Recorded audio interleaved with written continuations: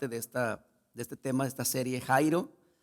Si ven sus hojas, sus notas, los que las tengan, dice Jairo, este hombre, ¿verdad? Un ruego a Dios por sus hijos. Un ruego a Dios por tus hijos. Ese es el tema de esta serie de dos partes. La primera parte la he titulado La necesidad de rogar por ti mismo. Primero como padres, por ti mismo primero. Y estamos en Lucas 8, 40 al 42.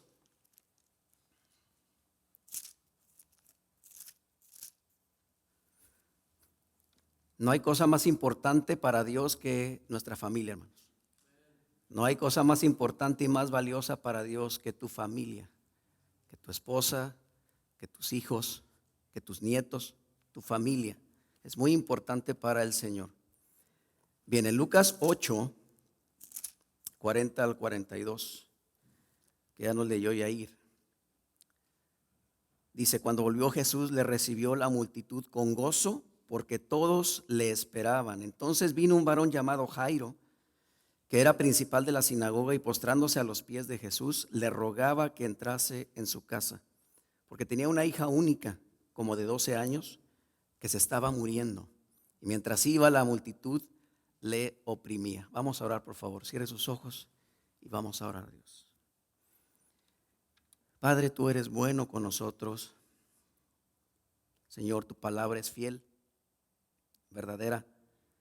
Tu palabra, Señor, llena nuestro corazón. Tu palabra nos advierte, nos exhorta. Tu palabra nos enseña, Señor, la importancia de orar por nuestros hijos y por nuestras hijas, de rogar por ellos, de clamar en todo tiempo y en toda necesidad que ellos enfrenten, de orar por su futuro, de orar por su escuela, de orar por sus tentaciones que enfrentan, de orar por toda su vida, aun cuando estén fuera de casa ya, con un matrimonio ya formado y con hijos, de orar por ellos. Señor, que podamos entender la importancia de rogar por nuestros hijos en todo tiempo, de pedir por ellos. Ayúdanos, Señor, a entender tu palabra y que tu Espíritu Santo nos enseñe hoy. Y ayúdame a mí, Señor, aún en mi debilidad, como siervo, como pastor o como ser humano, que sea el Espíritu Santo, Señor, quien nos enseñe hoy. En el nombre de Cristo Jesús. Amén. Un ruego a Dios por tus hijos. La primera parte se llama la necesidad de rogar por ti mismo. No podemos hablar acerca de nuestros hijos y la manera como vamos a pedir a Dios por ellos, sino primero lo que tenemos que hacer es pedir por nosotros mismos. Ver nuestra vida espiritual, ver nuestra vida cómo está como padres en primer lugar. En primer lugar. Voy a hablar primero a los padres. Bueno, a los papás me refiero, porque es un padre el que está orando y rogando por su hija, pero más adelante, en la segunda parte de esta serie que voy a tocar más adelante, en el último domingo de este mes, primero Dios, vamos a ver, hermanos, que también la esposa está incluida ahí. También se menciona a la esposa, pero primera parte, en primer lugar, se menciona al padre, al papá. Aunque la esposa de Jairo también está involucrada en la historia, es el varón, el papá, el que se menciona en primer lugar, hermanos. Hoy es tiempo de rogar por nuestros hijos, hoy es tiempo de pedir por ellos, hoy es tiempo de ayudarlos, de aconsejarlos, de orar por ellos, porque el mundo está muy mal, las cosas se están poniendo cada vez peor. Hoy es tiempo de rogar a Dios por ellos, de clamar a Dios por ellos. Cuando tocamos el tema de la familia y acerca de los hijos, como lo haremos en esta serie de dos temas, ¿verdad?, expositivos, es necesario reflexionar y echarle un vistazo, ¿sí?, al mundo cómo está, para rogar por ellos. Porque hoy se habla de la legalización del aborto, hoy se habla de lesbianismo, de homosexualismo. Hoy el mundo está cada vez peor. Hoy se habla de matrimonios del mismo sexo, de legalizar esto. Hoy se habla de divorcios, hoy se habla de abuso infantil de niños abandonados por sus padres, ¿sí? Hoy se habla de eso. Hoy se habla de eso cuando tu niño tienen 3, 4, 5 años o 1 año. Pero ¿qué de aquí a 15 o 20 años? Ponte a pensar, ¿qué de aquí a 15 o 20 años y cómo va a estar este mundo? Y lo que van a enfrentar ellos. Por eso es necesario rogar por ellos, orar por ellos. Y les invito en esta serie de 2 temas a hacer un viaje a través de la historia bíblica y presentarles a este hombre llamado Jairo. El nombre Jairo significa alegría y gozo. El nombre Jairo significa alegría y gozo. En contraste con la situación que él está viviendo aquí, su nombre significa alegría y gozo, pero definitivamente él en ese momento no está alegre ni está gozoso, aunque su nombre significa eso. El nombre significa eso, también significa Dios quiere darse a conocer. Dios quiere darse a conocer. Y lo más importante en esta historia de Jairo y de su hija que se estaba muriendo, lo más importante no es la sanidad de esta niña, porque Jesús sana a esta niña, de hecho muere y la resucita. Pero lo más importante en la historia no es eso. Lo más importante no es Jairo. Lo más importante no es la multitud que dice que acompañaba a Jesús, es decir, que le esperaban con gozo para que llegara ahí. Lo más importante que es, pastor, en esta historia. Lo más importante aquí, hermanos, y lo más importante para nosotros como padres es entender el poder de Dios a través de lo que Él quiere hacer en la vida de nuestros hijos. En sí, la historia habla del poder de Dios. El poder de Dios. Dice la Biblia en el versículo 40. Vamos a ver estos 3 textos solamente. Y después en la otra parte vamos a terminar con el resto del 49 al 56, porque hay una pequeña interrupción, por decirlo así, del 43 al 48, si lo ven. Del 40 al 42 comienza la historia de Jairo. 43 al 48 aparece esta mujer con flujo de sangre. Y después del 49 al 56 vuelve a retomar la historia acerca de Jairo. Pero quiero que pongan su atención del 40 al 42 solamente. 40 al 42 dice la Biblia: cuando volvió Jesús, ¿cuando volvió de dónde? ¿Cuando volvió de dónde? Es importante siempre estudiar cada frase porque nos enseña algo. Cuando volvió Jesús, ahora vayan al versículo 26, vayan atrás, regresen ahí atrásito, 26, 8:26, y arribaron a la tierra de los Gadarenos, que está en la ribera opuesta a Galilea. Cuando volvió de Gadara o de la región de los Gadarenos, ¿sí? Y regresó a Galilea. Cuando volvió Jesús de Gadara a Galilea, ¿sí? Y allá en aquel lugar, en Gadara, pues ya saben ustedes que sacó a aquellos demonios que estaban en aquel hombre, según lo que dice versículo 26 al 39. Si toda esa porción nos habla de eso.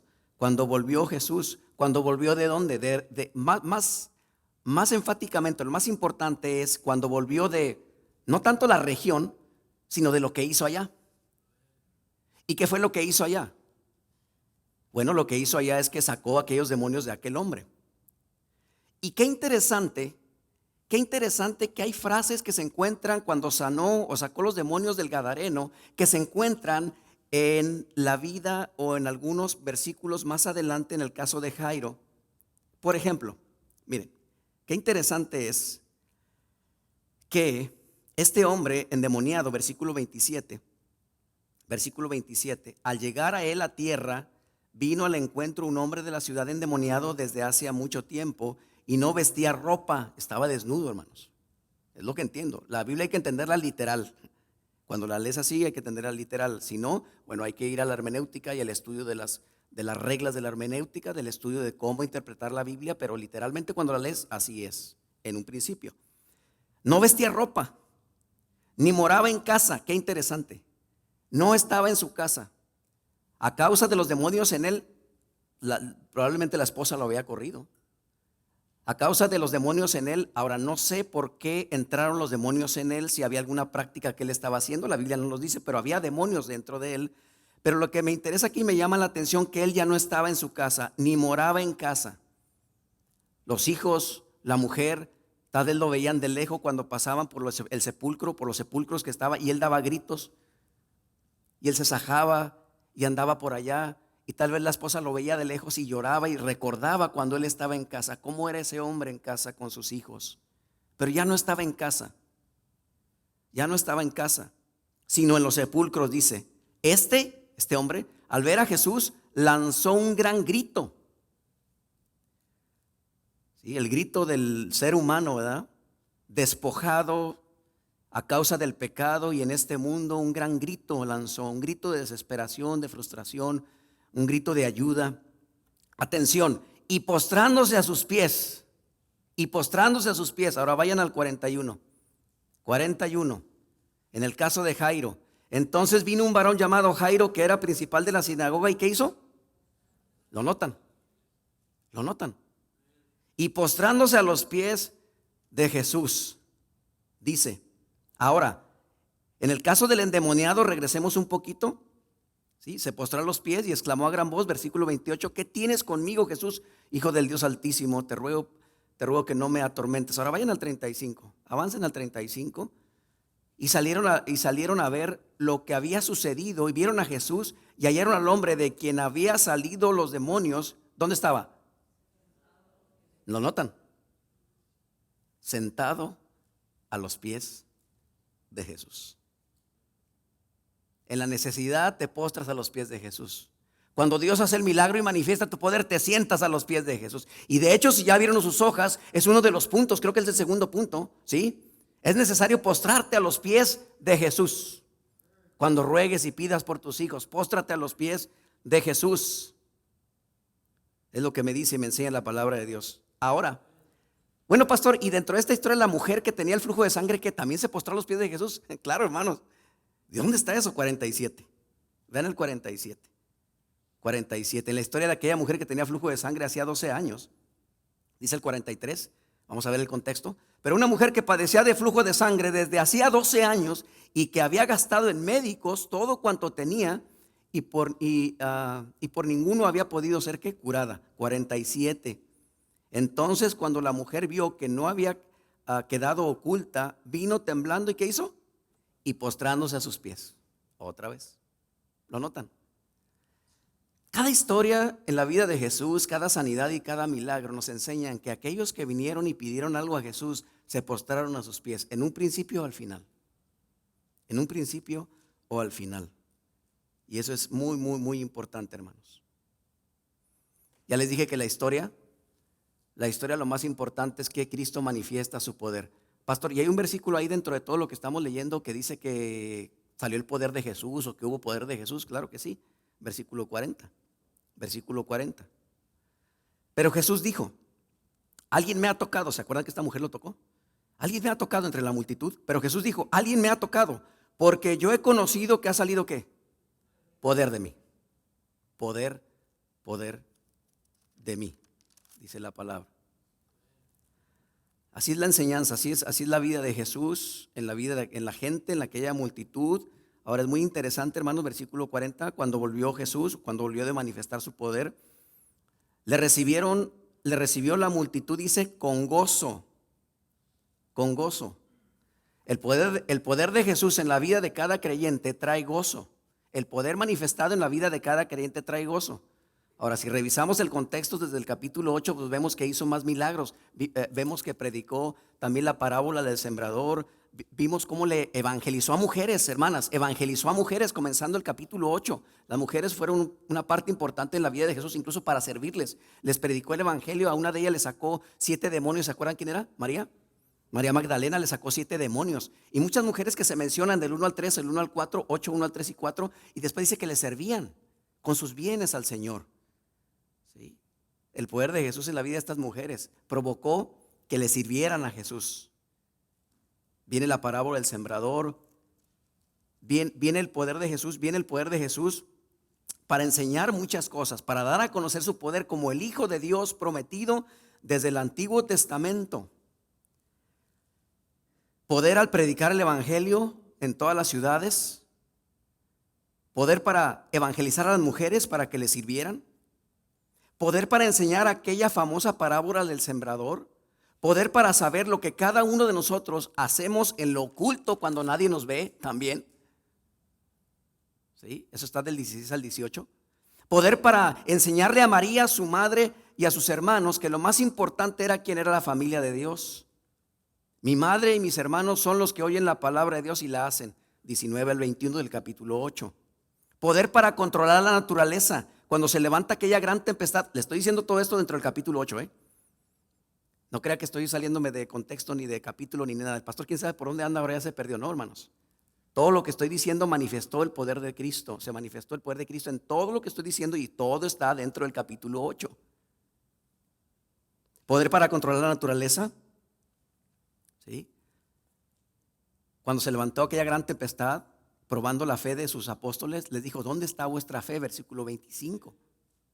¿Quién es este que aún los vientos y a las aguas manda y le obedecen? El poder de Cristo sobre la naturaleza. El poder de Cristo está sobre todo. Sobre la naturaleza, sobre la enfermedad, sobre los demonios, ¿verdad? Pero muy rara vez, es decir, es muy extraño que el poder de Cristo sobre nosotros, sobre el ser humano, es muy distinto porque y nos incluye la voluntad. O sea, la voluntad es muy importante. Cristo, al predicar el evangelio, no obligó a nadie a seguirle. Marcos 8:34 dice: llamando a la gente y a sus discípulos les dijo: si alguno quiere venir detrás de mí, niéguese a sí mismo, tome su cruz y sígame. Pero Cristo no olvida a nadie a seguirle. Cristo no obliga a nadie a venir a la iglesia el domingo. Esa es la verdad.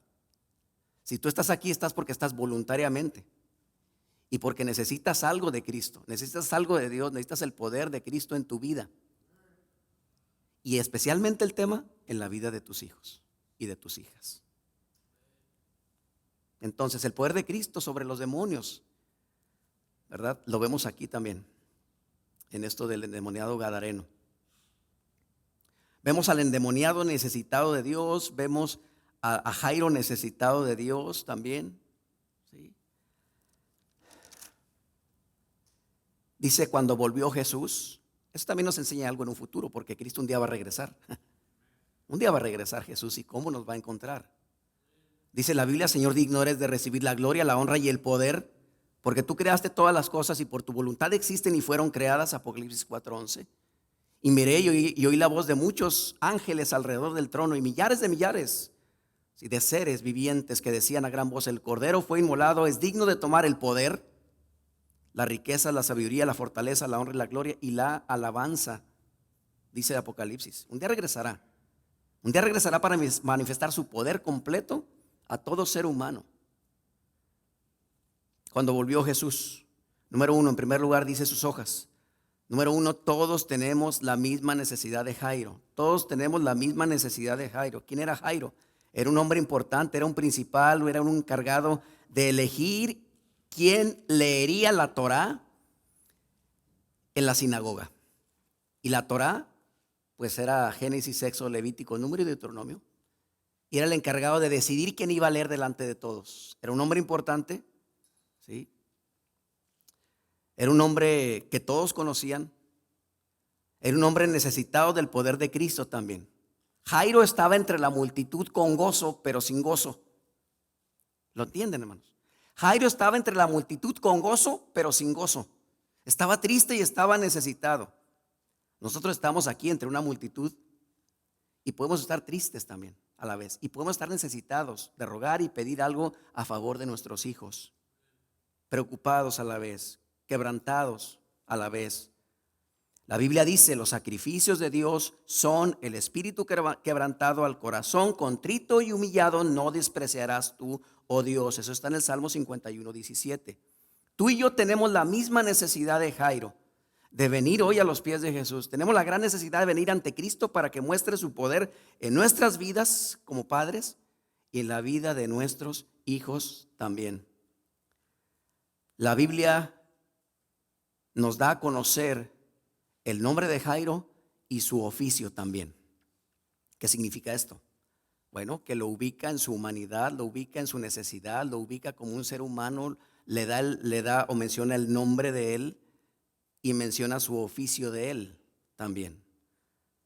Podría haber omitido la palabra de Dios, su nombre y su oficio, y podría decir solamente: vino un hombre que tenía una hija que se estaba muriendo, pero incluye el nombre y incluye el oficio. Para enseñarnos que no importa cuál sea el oficio, no importa cuál sea el nivel académico, no importa cuál sea el nombre, no importa quién sea, todos tenemos la misma necesidad de venir y orar a Dios por ti mismo y por tus hijos. En segundo lugar, número 2, vean sus notas. Es necesario postrarte a los pies de Jesús.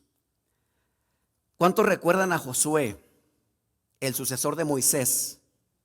Delante de aquel varón que tenía una espada desenvainada. ¿Se acuerdan cuando iban a pelear, iban a tener una guerra y le aparece un varón con una espada desenvainada? Y Josué le pregunta: ¿de quién eres? ¿Eres de los nuestros o eres de los enemigos? Y lo dice este varón, que era el ángel de Jehová, era Cristo. Como el príncipe de Jehová, dice, he venido. Ahora entonces Josué, postrándose sobre su rostro en tierra, le adoró y le dijo, se postró en tierra y le adoró: ¿qué dice mi señor a su siervo? Y el príncipe del ejército de Jehová respondió a Josué: quita el calzado de tus pies, porque el lugar donde estás es santo. Y Josué así lo hizo. Josué capítulo 5, 13 al 15. Hermanos, la presencia de Dios es un lugar santo. La presencia de Dios es un lugar santo. Y no está por demás decirles que invocamos la presencia de Dios en este lugar, y este es un lugar santo. Es un lugar donde debemos de postrarnos y humillarnos delante del Señor. En la iglesia, en el templo, cuando tú estás en tu casa y comienzas a orar y pedir al Señor, ese es un lugar santo también. Donde tú oras, donde tú lees tu palabra, donde tú oras, es un lugar santo. Y debes de postrarte delante del Señor. Debes de humillarte. El postrarse significa humillarse delante de Dios. Cuando Jesús nació, los pastores, ¿se acuerdan qué hicieron? Se postraron y ¿qué? Y le adoraron también. Desde el momento que nace Jesús, vemos a muchos postrándose y adorándole. El endemoniado también, que ya lo vimos. La mujer enferma de flujo de sangre también ya lo vimos. Nos postramos porque estamos delante de su presencia. Nos postramos reconociendo que en nosotros no hay nada bueno. Nos postramos delante de Él reconociendo que necesito de su poder y de su gracia y de su perdón. Todos, desde aquí hasta el final. Y quienes están en los salones también. Hoy hay hombres ministros que la gente se postra delante de ellos. ¿Se acuerdan que hubo uno que se postró delante de uno ahí en la Biblia? Dice la Biblia que cuando Pablo llegó a Cesarea y Cornelio ya los estaban esperando, y habiendo convocado a los parientes y amigos más íntimos, Cornelio, cuando Pedro entró, salió Cornelio a recibirle y postrándose a sus pies que le adoró. Mas Pedro dijo que levántate, diciendo: levántate, pues yo mismo también soy hombre. Eso está en Hechos 10, 24 al 26. Antes de pedir a Dios debemos de postrarnos delante de Él, reconociendo nuestro estado de pecado, de rebeldía, de desobediencia. ¿Cómo somos nosotros como padres? Fallamos a Dios. Fallamos a Dios. Independientemente de que la esposa le falle al esposo y viceversa, ¿verdad? Le fallamos a Dios, hermanos. Somos rebeldes, ¿por qué? Porque no hacemos lo que Dios nos pide que hagamos. Porque Dios nos pide que oremos y no oramos. Porque Dios nos pide que leamos la Biblia y no leemos la Biblia. Cuando Dios nos pide como padres, ¿verdad?, que demos buen testimonio, no lo damos. A veces los hijos ven cómo se pelea o cómo nos peleamos, ¿verdad? O cómo a veces estamos en desacuerdo y no llegamos a nada. Los hijos ven cómo trata el papá a la esposa y la esposa al esposo. ¿Qué pensarán los hijos? ¿Qué pensarán los niños? ¿Qué pensarán de la vida cristiana? ¿Qué pensarán de la iglesia? Porque ellos allá estudian la Biblia con los maestros y les enseñan, ¿no?, cómo debe uno de tratarse y esto y lo otro, y en la casa es otra cosa. ¿Qué pensarán ellos? O sea, son puras mentiras. Oh, sí, en la iglesia pues sí, pero en la casa. Hermanos, por eso yo no puedo empezar hablando de cómo rogar por nuestros hijos y qué fue lo que pasó con la hija de Jairo sin antes vernos nosotros cómo estamos. Rogar por nosotros mismos, hacer un autoexamen por nosotros mismos como padres, cómo estamos. En Lucas 8 otra vez.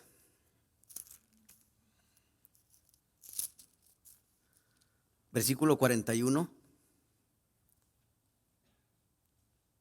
Entonces vino un varón llamado Jairo, que era principal de la sinagoga, y postrándose a los pies de Jesús le rogaba que entrase en su casa. Postrándose a los pies de Jesús. Escuchamos muchos sermones y muchas prédicas acerca de la mano de Dios. Escuchamos muchos sermones y prédicas acerca de la mente de Dios, de la casa de Dios, de los ojos de Dios, acerca de los oídos de Dios, pero muy pocos mensajes acerca de los pies de Cristo. ¿Sí o no? Muy poco se habla de los pies de Cristo. Y mucha gente fue a los pies de Cristo. Al estar a los pies de Cristo no solo representa buscar que Él muestre su poder en mi vida, sino también representa el deseo de ser enseñado por Él. Papá que estás aquí, mamá que estás aquí, antes de rogar por tus hijos, ve tu propia vida, póstrate a los pies de Jesús. ¿Sí? Como humillación, humíllate delante de Él, para que Él muestre su poder, pero también representa el deseo de que Él te enseñe a ti. ¿Recuerdan aquella mujer que llegó y lloró a los pies de Jesús? Está en este mismo evangelio, un capítulo antes, en Lucas 7. Vayamos rápido, Lucas 7, 36 y 38. Lucas 7, 36 y 38. Esta mujer que llegó delante de Jesús. ¿Quién era esta mujer? ¿Quién era? María. ¿La hermana de quién? ¿La hermana de quién? La de Lázaro. ¿Y de quién más? De Marta también, sí, hermana. Sí. Dice Lucas 7, 36 al 38. Uno de los fariseos rogó a Jesús que comiese con él. Y habiendo entrado en casa del fariseo, se sentó a la mesa. Entonces una mujer de la ciudad que era pecadora, al saber que Jesús estaba a la mesa, hermanos, yo no sé esta mujer cómo le permitieron entrar ni cómo se metió. Yo creo que se metió por la ventana o por el techo, no sé por dónde. Pero esta mujer era prohibido que una mujer estuviera en la casa de un fariseo, ¿sí? En la casa de estos hombres que eran tan legalistas y que tenían problemas, es decir, con las mujeres, es decir, odiaban a las mujeres, trataban mal a las mujeres y mucho más a esta mujer que era pecadora. Versículo 37. Entonces una mujer de la ciudad que era pecadora, o sea, una prostituta, al saber que Jesús estaba a la mesa en casa del fariseo, trajo un frasco de alabastro con perfume y estando detrás de él, yo creo que escondida, no sé, creo que se ve una cortina ahí, había un cuarto y ella estaba escondida ahí, de pronto sale, no sé cómo lo hace, y estando detrás de él, a sus pies llorando, se postra a los pies llorando, comenzó a regar con lágrimas sus pies y los enjugaba con sus cabellos y besaba sus pies y los ungía con el perfume. Qué tremendo. Aquellos labios que habían besado a muchos hombres, ahora estaban besando los pies del Rey de Reyes y Señor de Señores. Y Jesús lo permite, conociendo y sabiendo la necesidad de esta mujer, viene a sus pies, llora, ¿verdad? Derrama el perfume en sus pies, perfume que le había costado muchísimo tal vez, y está llorando ahí pidiendo perdón, rogando por su vida, y le unge con el perfume. Era la hermana de Lázaro de Betania. Sí, vayan a Lucas 10. Lucas 10. Pasen del 8. Téngame paciencia, hermanos, por favor. Métase conmigo en la enseñanza. No se me duerma. Lucas 10, 38 al 39. Esta misma mujer que fue perdonada por Jesús, que lloró, que trajo el perfume, que secó sus pies con sus cabellos y todo. Esta misma mujer que se postra a los pies, nuevamente se vuelve a postrar a los pies de Jesús. Dice, cuando Jesús visita a Marta y a María, versículos 38 de Lucas 10. Aconteció que yendo de camino entró en una aldea y una mujer llamada Marta le recibió en su casa. Esta tenía una hermana que se llamaba María, la cual sentándose a los pies de Jesús, que oía su palabra. ¿Sí? Pero Marta se preocupaba con muchos quehaceres. ¿Le suena algo conocido esto, hermanas? Pero Marta se preocupaba con muchos quehaceres y acercándose dijo, Señor, ¿no te da cuidado que mi hermana me deje servir sola? Dile pues que me ayude. Respondió Jesús, le dijo, Marta, Marta, afanada y turbada estás con muchas cosas. Así están, hermanas. Pero solo una cosa es necesaria, hermanas, y María ha escogido la buena parte, la cual no le será quitada. Qué importante es oír la palabra de Dios. Qué importante es leer la palabra de Dios. En especial en este caso para las hermanas que están tan ocupadas, mayormente si tienen que hacer un trabajo, si trabajan fuera de casa y tienen que regresar y atender los asuntos de la casa, es difícil. Pero Jesús lo manda que lo hagamos, hermanos y hermanas. Sentada a los pies de Jesús, oía su palabra. Entonces, en esta primera parte de esta serie vemos a Jairo con la misma necesidad que todos nosotros, postrándose a los pies de Jesús. Lo vemos con esa necesidad de pedir perdón, de humillarse delante de Cristo. En tercer lugar, número 3 en sus notas. Ahora sí, presentas tu ruego a Cristo. Presenta tu ruego a Cristo. Versículo 42, y con este versículo y lo que aprendemos aquí vamos a terminar en esta mañana. Póngame atención, por favor. Lucas 8, 42. Después de ver que Cristo regresó, de mostrar su poder, y una vez más lo muestra aquí, después de ver que la multitud le recibe con gozo, porque el poder trae gozo, y esta multitud venía con Jesús llena de gozo por el poder que habían visto anteriormente en él. Se aparece este hombre llamado Jairo, versículo 41, importante, principal en la sinagoga, pero con gran necesidad de Dios, como tú y como yo, postrándose a los pies de Jesús. Le rogaba que entrase en su casa. Le rogaba que entrase en su casa. Versículo 42. Porque tenía una hija única como de 12 años que se estaba muriendo. Y mientras iba, la multitud le oprimía. Porque dice que porque tenía una hija ¿qué? Única. Tenía una hija única. Y dice que esta hija se estaba ¿qué? Muriendo. Hasta ahí. Quiero que por un momento, antes de terminar, nos pongamos en los zapatos de Jairo. Tu único hija y tu única hija se está muriendo. Está agonizando. Ponte en los zapatos de él por un momento. Papá y mamá, los dos. Él ruega por ella. Él ruega por ella. La necesidad de rogar por ti, pero también por ella. ¿Cómo se siente Jairo? Esta es su única hija, es una niña y se está muriendo. ¿Cómo se siente Jairo? ¿Sabe Jesús cómo se siente Jairo? Claro que sabe Jesús cómo se siente Jairo. ¿Sabe Jesús cómo te sientes tú cuando sufres por tus hijos, cuando estás orando por ellos, cuando ves que su vida no cambia, cuando ves que hacen cosas que no son correctas y que siguen así? Dios sabe y conoce también tu corazón y ve tu corazón como miró el de Jairo. ¿Jesús escucha tu ruego? Sí, también. Esto nos enseña que el dolor más grande en tu vida, sea cual sea, Jesús lo sabe y quiere mostrar su poder sobre eso que tú sientes hoy. Una hija única, una niña se está muriendo y no es poca cosa. El problema es grande, pero Dios es más grande que cualquier problema. Amén. La Biblia nos muestra la cruda realidad, pero también nos muestra el camino a la vida y a la bendición y al poder de Cristo. Presenta a Dios, se presenta, mejor dicho, o nos presentamos, mejor dicho, como hombres necesitados del poder de Dios. Nosotros primero como padres. Versículo 42 en la última parte. Versículo 42 en la última parte, y la última parte es que la multitud le ¿qué? Y mientras iba, o sea, mientras iba ¿qué?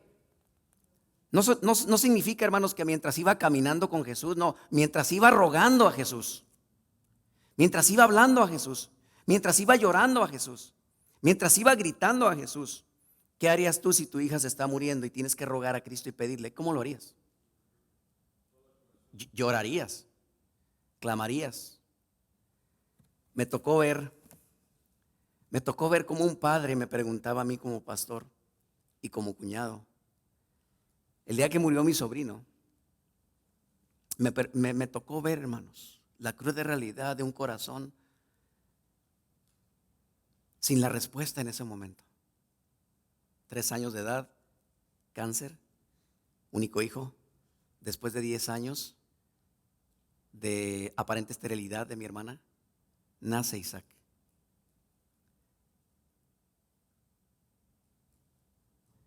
y se los permite estar 3 años solamente. A los 3 años comenzó un dolor en el estómago, parecía infección, lo llevaron y no se le quitaba y no se le quitaba, le hicieron estudios, tuvieron que internarlo y descubrieron que era cáncer. En los órganos centrales, en el mediastino, entre los órganos centrales principales del estómago. Le hicieron 2 operaciones que se les hacen a los adultos, desde esta parte de aquí hasta atrás, hasta la espalda. 2 cirugías para poder rascar y sacar la metástasis, se le llama así al cáncer, metástasis. Y cuando lo trataron, cuando le sacaron todo eso, él regresó a casa, regresó por una semana, permitiendo Dios ver su poder y su gracia, sabiendo que por un momento lo íbamos a tener más, porque él sí lo hubiera querido inmediatamente, porque el cáncer estaba ya regado completamente. Pero Dios permitió por su gracia y misericordia tenerlo una semana más, para disfrutarlo una semana más, para que sus padres vieran la misericordia de Dios y la gracia de Dios. A la siguiente semana de cuando esté en casa, siguiente semana vuelve a caer y regresa al hospital. Le hacen otra operación y cuando le hacen esta otra operación, inmediatamente al siguiente día el cáncer se extiende a todo el cuerpo. Y él está ahora en terapia intensiva. Un niño de 3 años en terapia intensiva. Dios lo permitió así.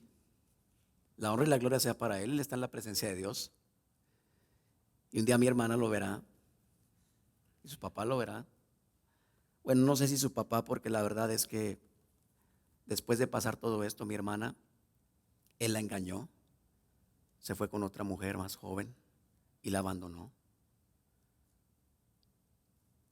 Y he visto la gracia y el poder de Dios en la vida de mi hermana. Ahora mi hermana ha formado una nueva familia con un buen hombre cristiano, que la ama, que la quiere, que pasó la misma situación la misma situación con ella en el asunto de la infidelidad también. Y se entienden perfectamente que es eso. Y ahora están juntos y doy gracias a Dios por ello. Pero me tocó a mí ver al padre de ese niño un viernes por la mañana, que era la hora de visita, a la 1 de la tarde nos juntamos ahí, estaban ellos ahí, estaba yo ahí con ellos, orando con ellos y diciéndoles tengan fe, tengan confianza en Dios. Vamos a orar y vamos a esperar que esté bien, entran a verlo y cuando entran a verlo, hermanos, no pasa ni siquiera 30 minutos cuando él sale llorando y mi hermana se quedó allá con él. Sale llorando, desesperado, llorando y se sienta llorando, pero un llanto desgarrador, hermanos. Y yo ya sabía por qué estaba llorando. Yo lo abracé y le dije, Víctor, Dios sabe por qué pasan las cosas. Y me dice, quiero que me digas tú que eres pastor. Quiero que me digas tú que estudias la Biblia. Quiero que me digas tú que predicas del Dios vivo y verdadero. ¿Por qué pasan estas cosas? Quiero que me digas tú y me muestres y me convenzas del por qué Dios se llevó a mi hijo. Pastor, yo no supe qué responder. Son momentos en los cuales uno no sabe qué decir. Yo solamente lo abracé y lloré con él.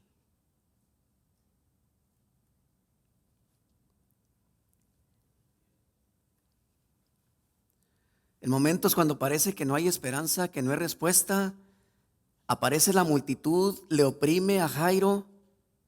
Y mientras iba que no solamente caminando, hermanos, mientras iba llorando, rogando, perdiéndose en la multitud, porque Jesús ya iba avanzando más allá y parece que Jesús no está ahí. Hay momentos que parece que Jesús no está ahí, hermanos. Hay momentos que parece que Cristo no responde.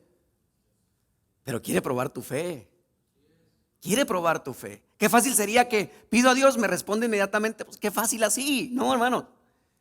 Dios quiere probar tu fe. Y quiso probar la fe de Jairo mientras iba rogando, suplicando, llorando, clamando. La multitud le oprimía. No solamente era eso su sentimiento y el dolor de que su hija se estaba muriendo allá en casa, sino que la gente todavía le oprimía. Lo aventaban, lo empujaban, tal vez iba en la parte de atrás, se había quedado rezagado. No nos dice la edad que tenía, pero mayormente los principales de la sinagoga eran hombres ya ancianos, grandes, hermanos, que no podían correr, que no podían avanzar. Y muchas veces eran hombres no bien vistos por la gente. Mientras iba, la multitud le oprimía. ¿Qué pasó después? Lo vamos a ver la siguiente vez que toque la segunda parte. Oremos. Oremos, pónganse de pie, por favor, todos.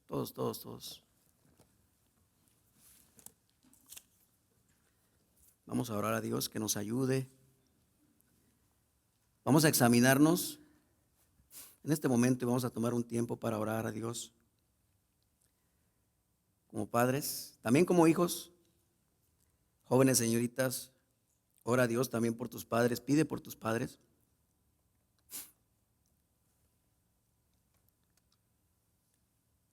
Para que no dejemos de confiar en el poder y la gracia de Dios. Padre bueno, Padre santo, en este momento, Señor, yo te quiero dar gracias por tu poder en las Escrituras. A través de la vida del Señor Jesucristo, dio a conocer que era hijo de Dios.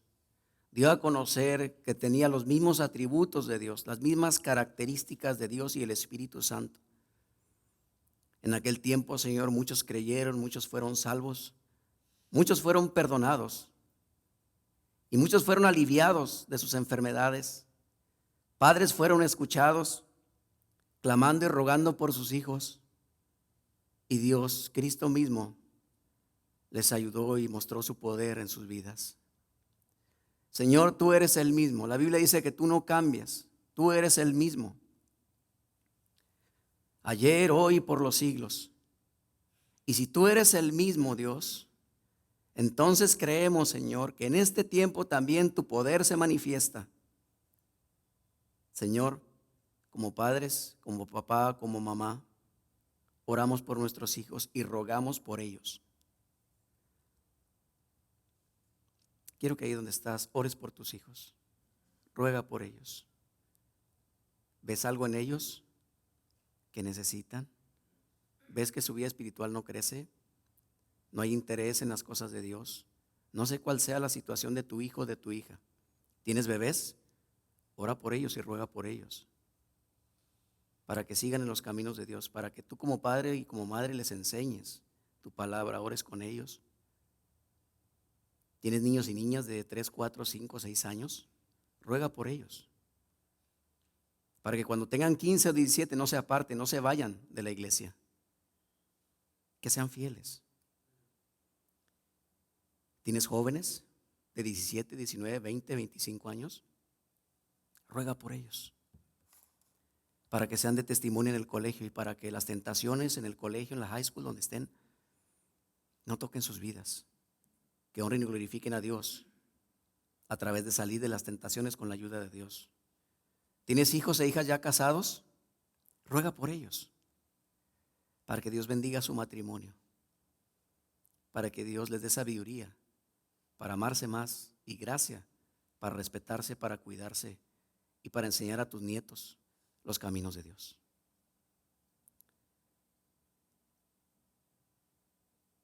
Señor, te damos las gracias por tu palabra fiel, palabra inspirada, tu palabra que no tiene error, palabra de verdad, que trae gozo a nuestro corazón, que trae confianza a nuestro corazón. Dependemos de ti, de tu palabra y del Espíritu para seguir adelante en la vida, tratando de ser ese tipo de padres, papá y mamá, que tú quieres y que la Biblia dice. Ayúdanos, Señor. Ayúdanos, porque cada vez el mundo está peor y nuestros hijos están enfrentando esto y nosotros tenemos que orar por ellos y rogar por ellos. Gracias te damos, Dios. A ti sea la honra y la gloria. Ayúdanos, prepáranos para la siguiente ocasión que estemos aquí y seguir aprendiendo acerca de este hombre, pero más que de este hombre y de su hija y de la sanidad de su hija, del poder de Cristo en la vida nuestra. En el nombre de Cristo Jesús. Amén. Gracias, hermanos, que el Señor les bendiga.